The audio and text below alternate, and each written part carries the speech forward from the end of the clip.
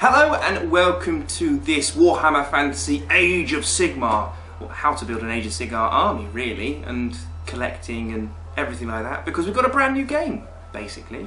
Warhammer Fantasy has changed, Age of Sigmar is here, and that will be for the next few years or 20 years until Games Workshop decide to revamp it all over again.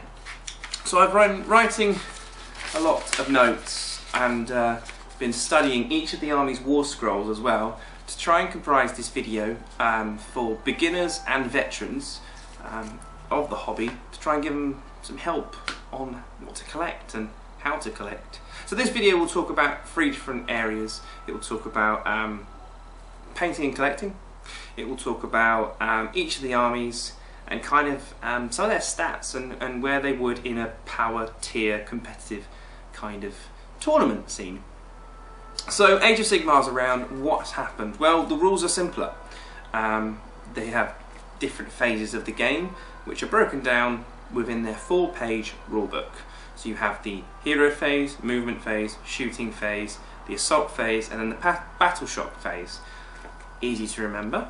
Armies usually now are comprised of wounds and not points. So you say with your opponent, we're going to have a 66-point battle. You can have a couple of monsters, a couple of heroes, and then the rest kind of like infantry. Or 100 wounds, or 20 wounds, depending on what kind of game you want to play. A lot of the stats have become a lot of 4+s. Again, it makes it easier. 4+ save, or a 4+ to wound, or a 4+ to hit.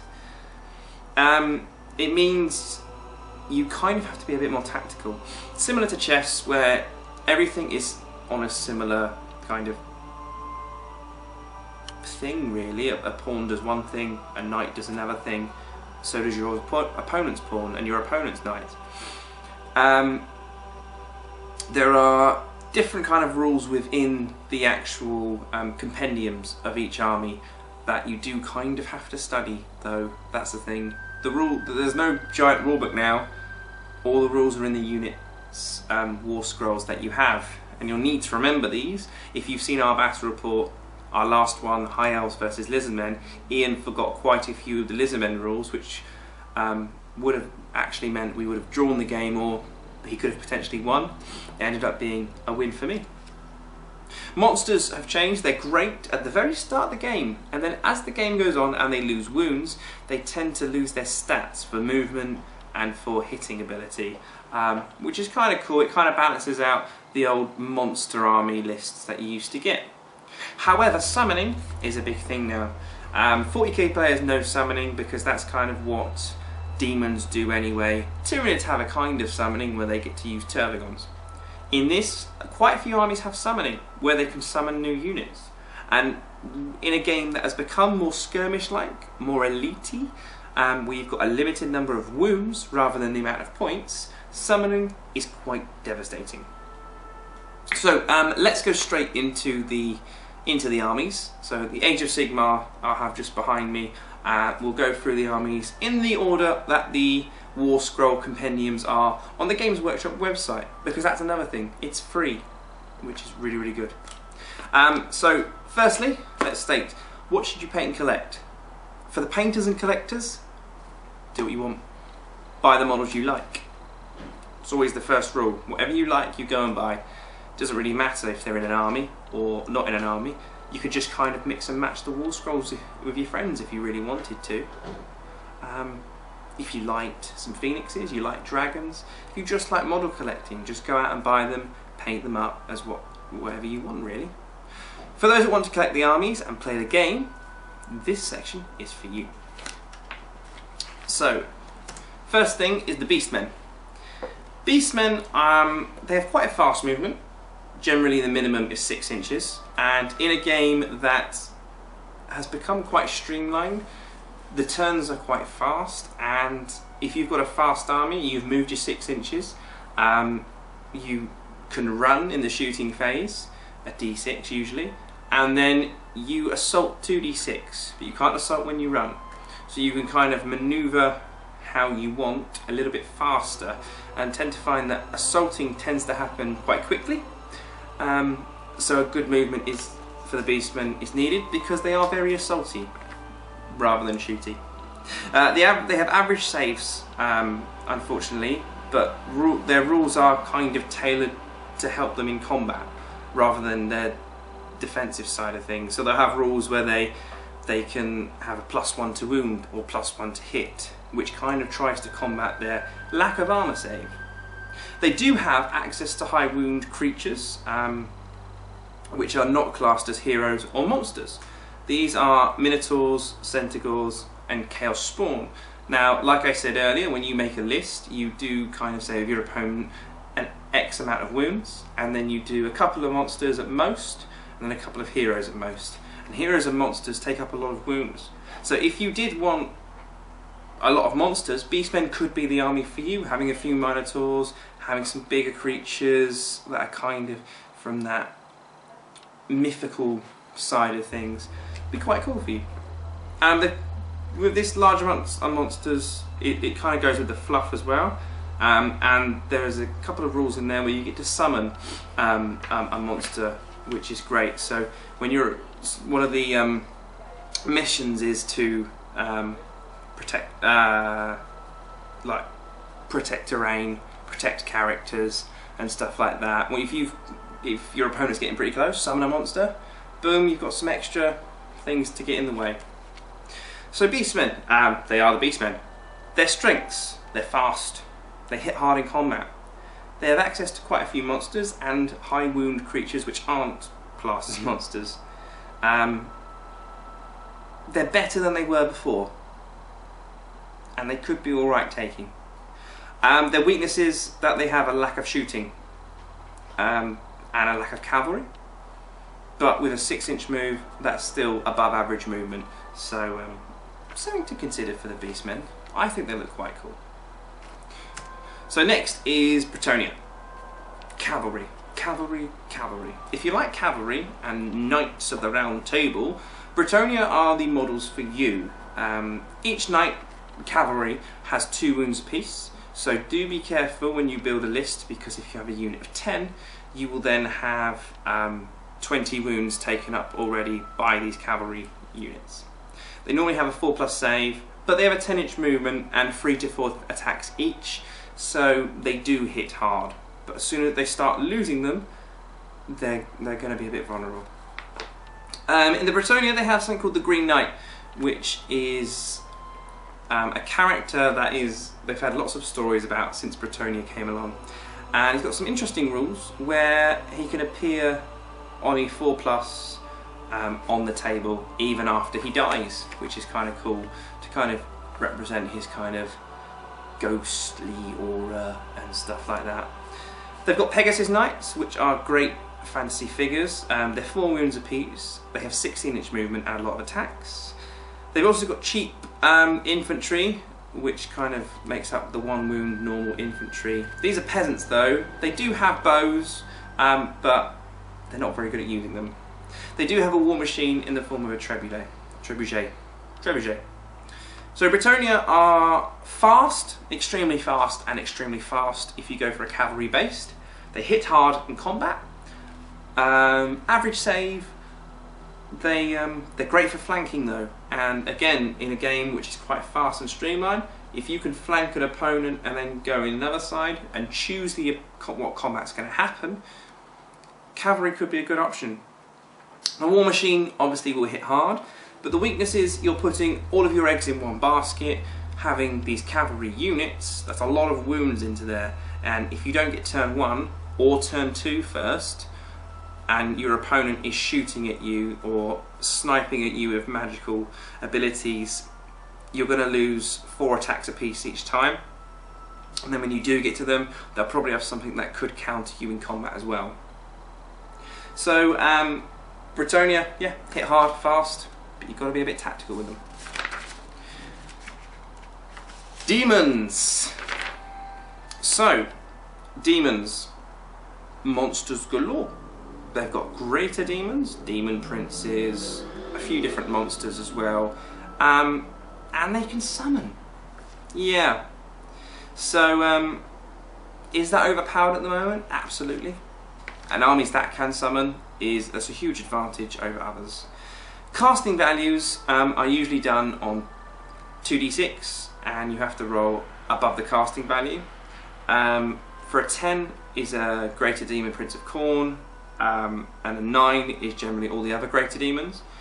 A Herald is 5, a Demon Prince is usually around an 8, so some of them are quite high, but general units are quite low. So you could start on the table with a couple of monsters, a load of magic users, as much as you can, and then loads of infantry, and then just start summoning from turn 1, turn 2. Pink Horrors are quite good. They have quite devastating flaming attacks and can summon more of them. So these are 18-inch flamers, 1 attack each, but if you've got 10 of them, that's still 10 shots at 18-inch, which is quite far. And because magic and hero and abilities are done in the hero phase, which is before the movement and the shooting, you can summon your Pink Horrors and then have them kind of shooting, and then have another unit of Pink Horrors and shooting. So quite good, actually. Their speed depends on what demons you have. Slower ones are the Nurgles, and faster ones, I think the Slanesh ones are the faster ones. So it's average to above average movement across the board. The Demon Prince is an average monster, but you can choose a god, and that gives it a few buffs, and can summon a Demon Prince on an 8+, which is quite good as well. Soul Grinder can be a game changer. It can shoot and run, has a chance to do 6 extra wounds to a hero or monster. You can summon another Soul Grinder on a 10+. Has a 20-inch and 16-inch shooting attack. Combat is a minimum of 9 attacks and a maximum of 13, with a potential of 20 wound output. Yeah, it's quite good for a monster, isn't it? Huge shooting. It's almost delving into the 40k element of lots of shooting, and then monstrous creatures are quite good in 40k in combat. It's kind of merging those two elements into one. Maybe Games Workshop weren't selling a lot of Soul Grinders. They probably will now. So a Demon's Army, they have great looking models, good stats, the ability of shooting and close combat, and great magic. Summoning is deadly in the magic phase.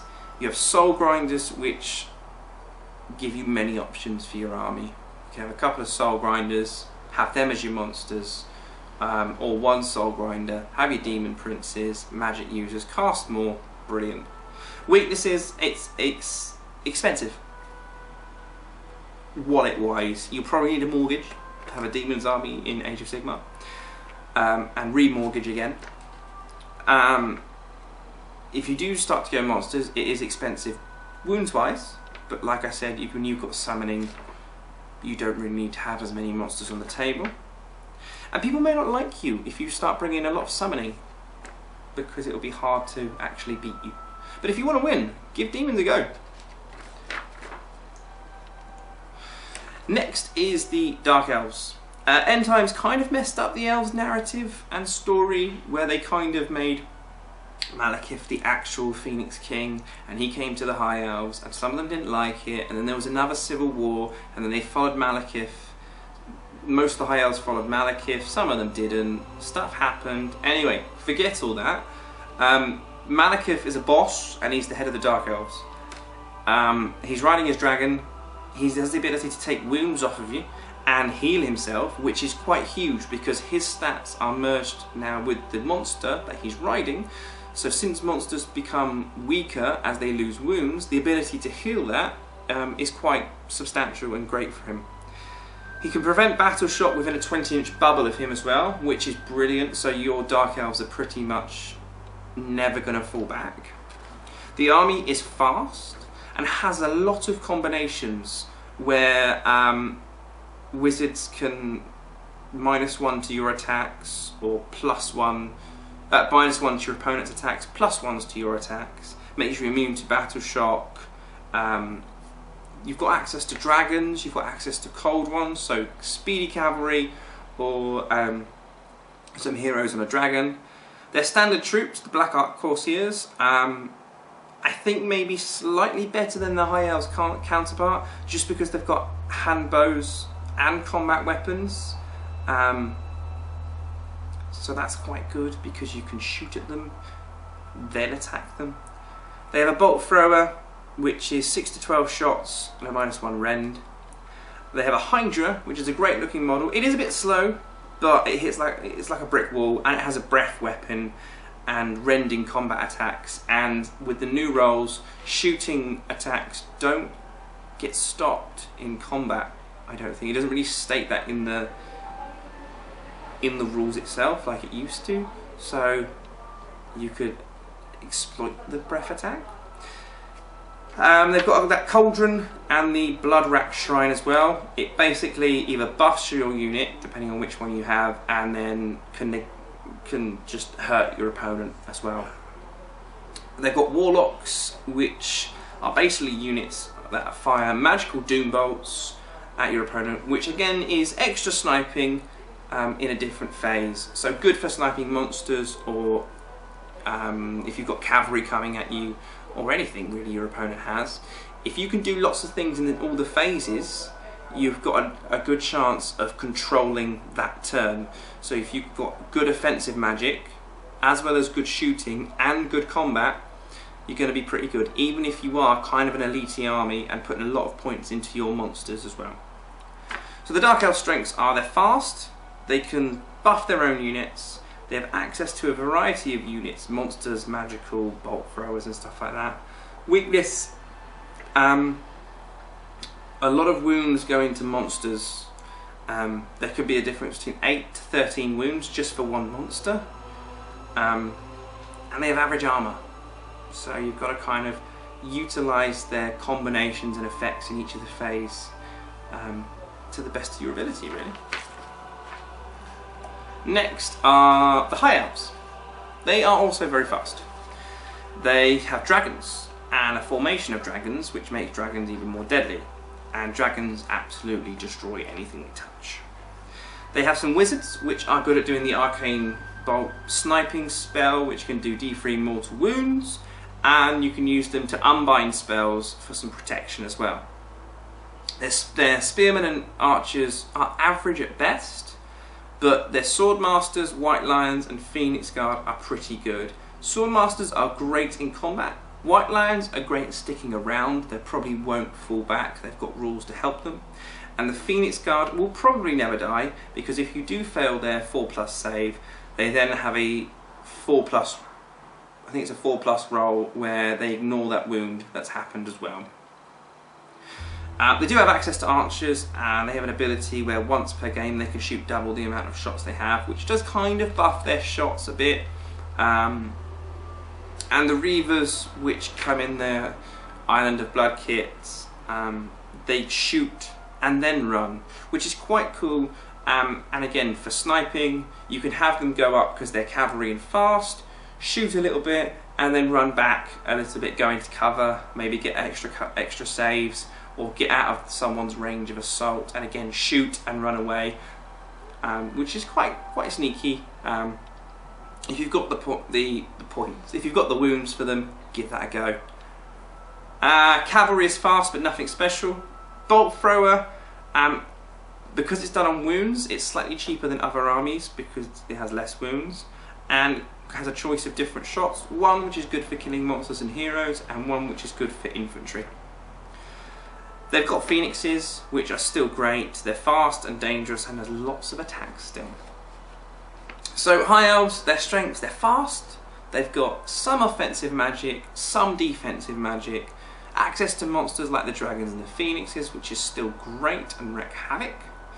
They have Reavers and other units which have little rules which kind of make them stand out a little bit in different areas, and do things a little bit better than other armies, but then not so good in other elements.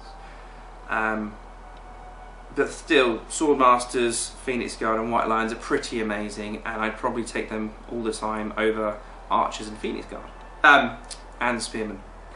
Weakness, average infantry. The Bravery, can be an issue. It's a 7, but if you're within a certain amount of inch, if you have a banner, it becomes an 8. If you're within a certain amount of inches of another unit, it becomes a 9. But as soon as your army starts to dwindle and lose units around you, that does begin to go down. And if you're going for dragons, that can be quite expensive financially as well. My High Elf army literally comprises of most of the Island of Blood kit, a unit of Phoenix Guard, a unit of White Lions, and a unit of Spearmen. So haven't had to spend too much money on it, and it's done alright, and it's still quite fun. Lizardmen, one of Ian's armies. So the Lizardmen, if you like Jurassic Park, you'll like Lizardmen. They have a character called Croc, which is essentially a mummy that has returned. It's a Lizardman mummy who he controls comets and can make them hurt your opponent, which is pretty good. Slan mages are tailored to take down chaos demons and can summon Saurus warriors, which is quite good because some Saurus warriors are pretty good in combat. They have quite a few monsters, but they are average speed. They can also summon Temple Guard, which are very good. They have some shooty units with the skinks as well. They do have access to cavalry, but they're averagey movement, good in combat as well. But again, if you've got a lot of monsters, it then starts making your army a little bit more elite. But again, being elite, you've got those special rules where you can take down an opponent's character, win the game, take down a unit, win the game, and stuff like that. So it's not too bad to have an elite army as well. Their strengths, good against chaos. They can summon a few units. They have high bravery, really high. If you like dinosaurs, you'll love this. The weaknesses, average saves, average speeds. Next is another one of Ian's army, the Dwarfs. So the Dwarfs, as usual, they're slow. Bugman's quite cool, and he'd be a good drinking buddy. There is a Bugman's model you can get online or at Warhammer World, and basically he drinks a lot in the battle, and he'll drink some, give some to a lord that's within 4 inches of them, or characters, so to say, and restore some of their wounds back, which is pretty cool. And I would consider a Bugman in Ian's Dwarf army. They're tough, and most of the time they have shields, which gives them a +1 save. They're good in combat, and they have a lot of shooting. And I've written down some of the options they have for shooting, which is obviously great because you can shoot before you attack. They have pistols, crossbows, steam harpoons, handguns, brimstone guns, clatter guns, bolt throwers and cannons, flame guns, organ guns and grudge throwers. The cannons usually have a high range, 2 shots and a -2 rend that do d6 wounds. The flame cannon is up to a 24-inch range. The organ gun is d6 hits. The grudge thrower is great against monsters and heroes. They do have one of those funny rules, Longbeard's Grumble, where you actually have to grumble a lot in one of your phases, and then you get to choose one of the buffs for them, which we see Games Workshop doing in a few different units throughout the armies, which kind of adds a bit of role-playing to it, which people that play fantasy has probably played Dungeons and Dragons and role-playing games before, so that's not too bad. Strengths, a variety of shots, good in combat. The weaknesses, they're slow, and if you are having cannons, similar to the monsters, a lot of wounds you're putting into the cannons. I didn't see a lot of magic defense, so that is a problem for them. But when you're firing so many cannons, is that going to be an issue? Next is the Empire. Empire has a variety of different units: heroes, cavalries, monsters, crossbowmen, handgunners, archers, cannons. They have a kind of, their army has elements of other armies. So you have the cavalry, you've got the good archers, you've got the monsters, all in there in a man aesthetic army. So humans against the world. They become a jack of all trades. master of none kind of army, whereas a lot of average movement, average saves, average abilities. But if you like the look of them, you can use them. Strengths are, and Steam Tank is a beast, but it is random for the movement and what it does. Strengths for the army: if you want an army that isn't cavalry, that doesn't look like Space Marines, but are kind of the human army in fantasy, Empire's for you, because they have a huge variety of different models. Huge variety, so you'll find some you like. Weakness: I found a lot of the stuff is average and they don't hugely specialise in abilities. Next is Ogre Kingdoms. Now the Ogre Kingdoms they're pretty cool. Ogre Kingdoms have great speed, which again for combat armies is good. They have a high number of wounds per model. They hit really hard in combat. Normal ogres have 3 attacks and they do 2 damage apiece. They do have average bravery, but I'm just going to read a couple of different units that I think are quite good in the game now. Iron Guts, they do 3 attacks at a -1 rend and they do 3 damage apiece. Lead Belchers are short range shooting. Iron Blasters have a 6-inch to 22-inch range, so it's still mid-range shooting, but you're not going to be too far away from your opponent. Firebellies are dangerous if you get close offensively, and the fact that if you go into combat with them and you're close to them, they will burn you. Mournfangs are great in combat, and if you do hurt them, when they do their saves, if they roll a 6 when trying to roll for their saves, they do an attack on you. And they've got some monsters, some Stonehorns and Thunder Tusks, which have lots of attacks between them. Ogre Kingdoms are very fast, scarily fast. They hit very hard in combat. They have mid-range shooting and monsters as well. And they'll be your least expensive army financially to spend on, because you've got so many wounds into each model.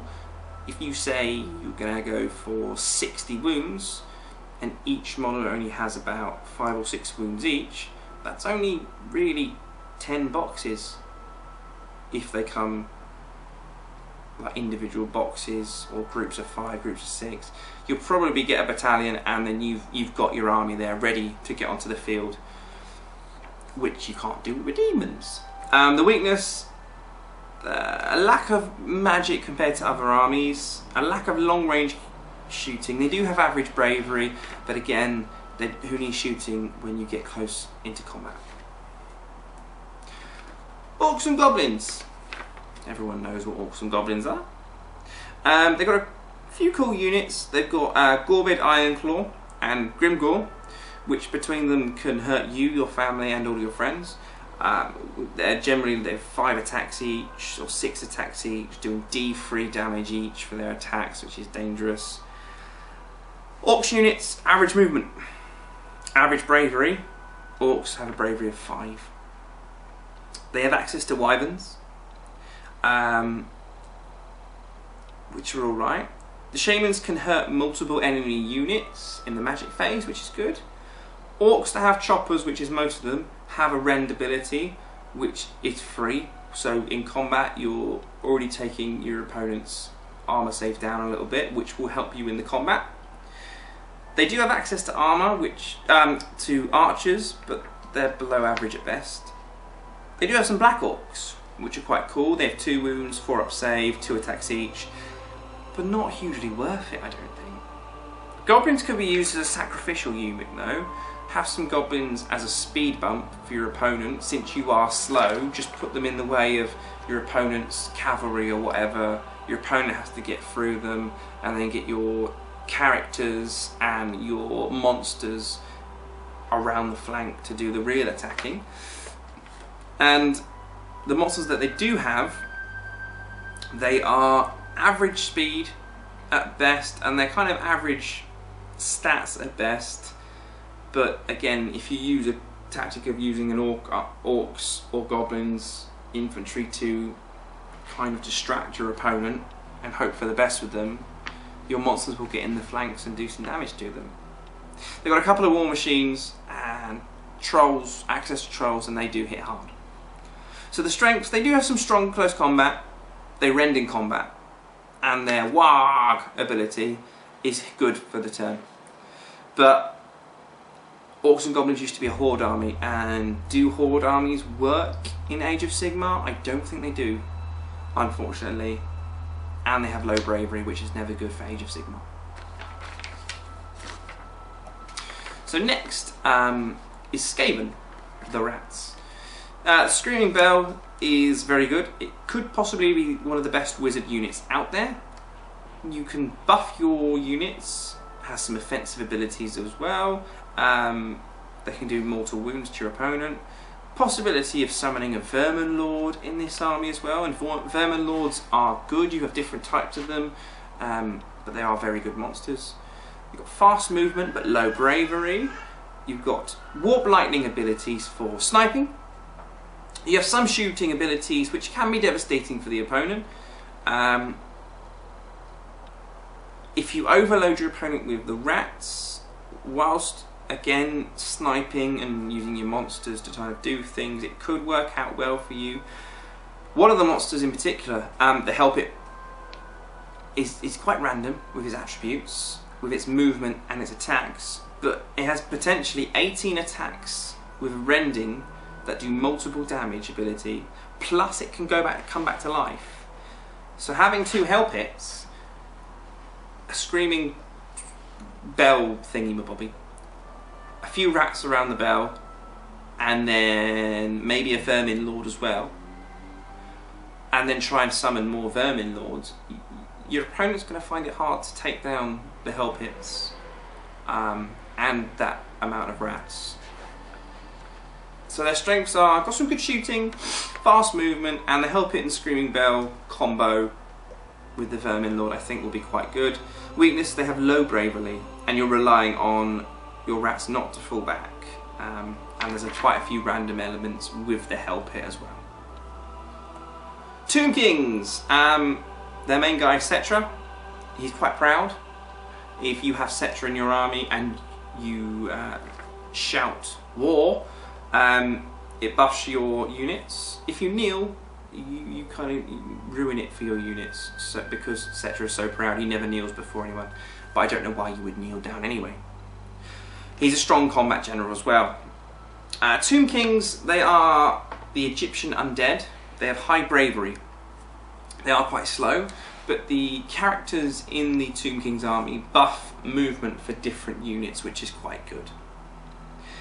They've got a few different units in their character section which are very good, such as the Lich Priests, which not only can do some offensive magic, but they come with a free Dispel Scroll, essentially. They can stop your opponent doing magic, trying to do a casting. And, as always, with an undead army, you can summon. You can summon skeletons, you can summon skeleton archers, horsemen, tomb guard. You can add extra units to the necropolis knights, the tomb scorpion, the Ashabati. Hold on. Ashabati? Ashabati. The ones that look like giant mummies. Those ones, which are quite good. And they have the Casket of Souls, which can be used as a 20-inch shooting attack, which does mortal wounds. So it's not bad. And they have access to War Sphinx, which are below average in movement, but okay in combat. And they have an average catapult, which you probably would never use. So yeah, it's one of those summoning armies again, with good magic. The units themselves aren't great, but they're probably going to dominate in the magic phase a lot. So board control is key for this army. Their strengths: summoning. Weakness, again, expensive financially. Maybe look to eBay for these ones. Not a lot of players played Tomb Kings in the previous edition. Now they probably will, because they're alright. Even though they're slow, you can buff them and summon, which is great.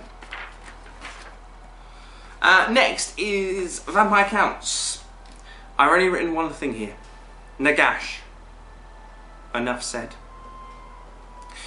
After looking through every single war scroll, I think Nagash is the most overpowered thing in the game. And that's not, it's crazy. Calling it overpowered is almost an understatement. It has shooting attacks, which has -1 rend and d6 damage. Is above average in combat. Can deflect mortal wounds. Cast 5 extra spells at a +3 casting, which totals 8 spells per phase. It can unbind that amount of spells too. Doubles the amount of units he can summon, so if you're summoning a 10-man unit of skeletons, they become a 20-man unit of skeletons.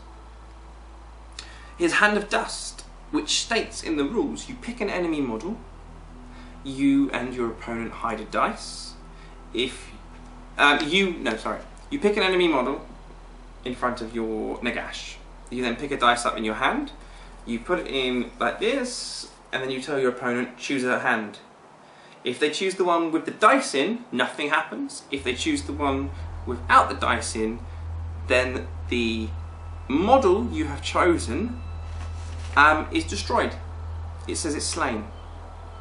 Now it says model. It doesn't specify that it has to be an infantry model, a monster model, a hero model, a casting model. It just says model. So if you bring your monster into combat with Nagash and he does this special ability, poof, it's gone. He can also heal himself by hurting models, and can increase saving rolls of a 1, make things immune to battle shock for a turn. Yeah, so summoning is already dangerous and amazing in this game. He can do it the best. And this is reason enough to collect vampire counts, because they're extremely deadly. He only has 16 wounds for his cost, so that's not a huge amount for your army, really. Just a high-end monster, but with the best abilities in the game. But if you do have Nagash in your army, you're going to be called a jerk, and no one's going to play you. Away from Nagash, their heroes also can summon pretty much everything in the War Scrolls. Again, they have average to low movement, high bravery because they're undead. Terrorgeist are still great and can be summoned. I think they're about an 8 or a 10 on the casting value. But if you have Nagash, they have a +3 to that. So he's probably rolled needing a 6 or a 7 at most to roll on 2 dice, which is doable.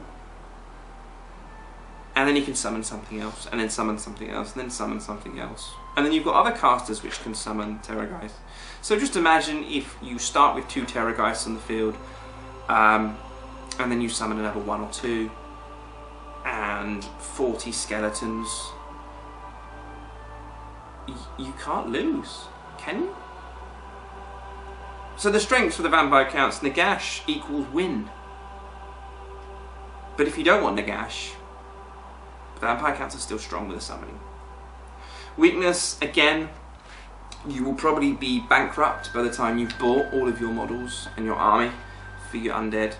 It will cost you lots, 3 or 4 times the amount of most armies, easily. This is the only real weakness to them. High bravery. They may be slow, but when they do get to you, you'll be going against 100 skeletons. And monsters. Warriors of Chaos now. Archon. He's a beast in combat who will allow your Chaos heroes to activate their command abilities as well in your hero phase, which is quite cool. They have Be'lakor, who has okay rules but can disrupt an enemy unit. You choose an enemy unit, and I think your opponent rolls a dice. On a 4+, your opponent's model is fine. They can do whatever you want as normal. On a 1 to 3 roll, your opponent cannot move, shoot, do anything in the hero phase or whatever. So, if you are worried about Nagash, Be'lakor could be an option for that. I think quite nice because in the End of Times, it kind of ended up being the undead and chaos being the dominant forces, but against each other. So having Be'lakor kind of have rules to stop a unit like Nagash is kind of cool, makes sense.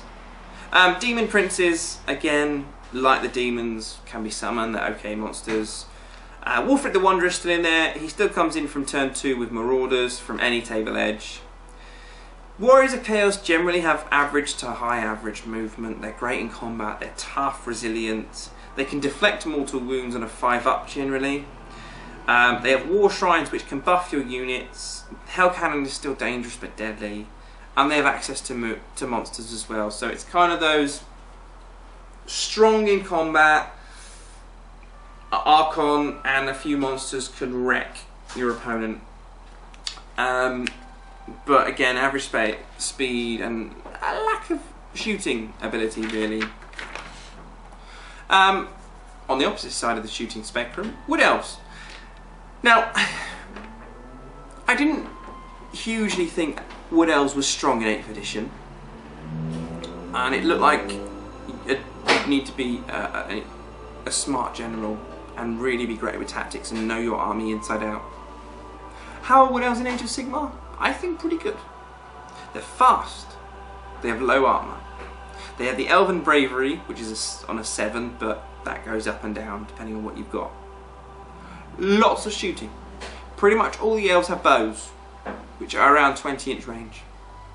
Hitting on a 4+, wounding on a 4+. So if you've got 20 elves with shooting, hitting on a 4+, on average is at 10 hits. Average again for the wounds, because it's a 4+, 5 wounds. Most things are a 4+ or a 5+ armour save, so you're doing 3 to 4 wounds a turn. So you can move back, shoot, shoot, shoot, and that's 20 shots a turn. You've still got 40 odd wounds left in the army. Generally most battles I've seen is around 60 wounds. So by turn 2 or 3 you've taken 10, maybe 15 wounds off of them with just your simple archers. That's quite good. And if you've got opponents which are summoning, you can just keep them back, keep them back, keep them back. And by the end of the game, if you're doing something like a kill point mission, you've killed the most. I've got a couple of dragons in there. They've got Wild Risers which can run and then charge in the same turn, so could be good combinations with your shooting ability. I've got Spell Weavers which bring back D3 models with the Wanderers unit type, which are most of the elves in the Wood Elf War Scrolls. So you can bring some of your models back to life. Glade Guard, they're good at shooting, and once per game you can activate an ability which makes them a -3 rend, so just wreck a unit completely. Glade Riders have good shooting and a 14-inch move, and now that you don't get hindered by moving and shooting in this edition like you did in 8th edition, that makes them great. In 8th edition you would be a -1 to your movement, -1 to your shooting if you'd moved. If they were over half range, they've scrapped all that. You now hit on a 4+. You wound on a 4+, even if you've moved. So it gives you good shooting ability. They have Dryads in there which are average in combat, but if you have more than 12 of them, they have a 4-up armour save. So if you want a speed bump in front of your archers, it could be a possibility. There's a character called I don't speak Elvish very well, which is a giant tree man. He can summon Wildwoods, and this then allows him to teleport around the board. If he's close to a Wildwood, he can teleport to another Wildwood. So you can summon a Wildwood, summon another Wildwood on the other side of the field throughout the game, and he can then go and then be on your opponent's side of the field. Again, there's that mission objective thing where if there's a terrain piece, you've got to be close to it, you could win. Boom, doing that. Tree men are pretty good monsters. They are also able to teleport around the table with these woods. and they're good in combat, like I said, but they are slow. But that doesn't matter when you're teleporting. Now, it says in the rules that if you do teleport with these woods, that counts as their movement. It doesn't say it prevents them from going into close combat. So you teleport out of these woods, and then boom, you charge into the cannon that the dwarves have, or Nagash, who's at the back of the field. Treeman Ancients, they can make the woods on the field hurt your opponent, and can teleport as well. And I think they can heal as well. The Wildwoods, when they go onto the field, they are quite devastating in the fact that you can put them in front of your opponent's models. If your opponent goes through them and you roll a 1, then you have models that are slain. So again, it adds extra ability to do wounds as well as your shooting abilities, which are great. Wood Elves are brilliant at shooting an army of archers which move really fast and have the option to slow your opponent down with trees. So those undead units, which are slow, are going to be further slowed by these trees and shot to pieces. So again, in kill point style missions, the Wood Elves are going to do great. Your opponent has cavalry and fast miniatures. Well, wait, there's now a tree in your way. You have to go around the tree and choose which direction you go. A Wood Elf player will position it so it will prevent you from going into combat with them. So then you won't be able to get into combat with them, and then they can move back and shoot a little bit more. Meaning you can choose what assaults when. Main weakness, they've pretty much got no armor whatsoever, so don't ever rely on that in them as well. The next section that I've got, I have done a few stats. I've looked, like I said, I've gone through the War Scrolls, and I've given them a rating out of 5. Each army for bravery, speed, hero ability, magic offensiveness, magic defensiveness, their shooting ability, the combat ability, and their combat defense. Let's just sort this out. Yeah, boom. It should be behind me right now. So 5 being the best, 4 being above average, 3 being average, 2 being below average, and 1 being the worst. And I've done all the stats. It should be behind me and it should be big enough to see, so if you want to pause the screen you can and have a little look at your army. But basically, a quick rundown. I've calculated all the points. So for example, Vampire Counts and Tomb Kings have 5s for their magic defenses and generally for their offense, because summoning can be used for defensive purposes and offensive purposes. And if you've got a lot of wizards, you can try and unbind spells. Elves generally have faster speeds. Chaos are tough in combat, and so are ogres and stuff like that. So when I accumulate all the points, Beastmen have 25, Bretonnia have 26, Demons have 29, as do Dark Elves, Dwarves have 25, Empire have 24, High Elves have 29, Lizardmen have 26, Ogre Kingdoms have 29, Orcs and Goblins have 24, Skaven have 24, Tomb King 25, Vampire Counts 28, Warriors of Chaos 28, and Wood Elves have 29. If you want to do a tier system, the bottom tier is Empire, Orcs and Skaven, just for the fact that they are either slow, have the lowest bravery, or don't have a lot of rules which other armies do. Tier 2, which are good strong armies, Beastmen and Dwarves and Tomb Kings are at the bottom of that. Now Tomb Kings are at the bottom just because of the fact that they've got the lowest speed, their hero abilities are okay, they're not as magically offensive as most armies, their shooting is low, their combat is low, their combat defense is low as well. Bretonnia and Lizardmen have 26 points apiece in this thing, and they're quite good. And tier 1 is Vampire Counts on 28, but if you use Nagash, I think auto win. Warriors of Chaos have 28. High Elves, Wood Elves and Dark Elves are all around 29, so they're all good in little elements. High Elves The Dark Elves are great with all the combinations that they've got. High Elves are good in the combat, and Wood Elves are brilliant at shooting. Ogre Kingdoms, they're just so fast and they wreck so hard, and with shooting abilities as well, they're just devastating. And Demons, again, 29, they've got so many variety of options. Monsters, great summoning abilities, they're just deadly. That may be so, however in this game there are so many random elements, such as you may not be going first, and after turn 1 both players roll a dice, and the highest roll means that player gets to go first in that turn.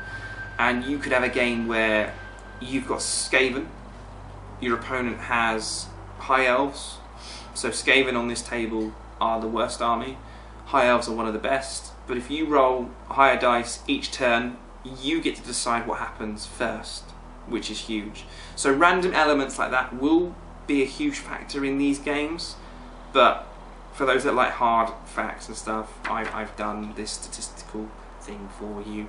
And if you don't agree with it, that's fine. Leave a comment in the comment section below about how you feel Age of Sigmar has affected your particular armies. So I hope this has been interesting for you. I've gone through some of the armies for you, given you a tier system and table as well for those that like it.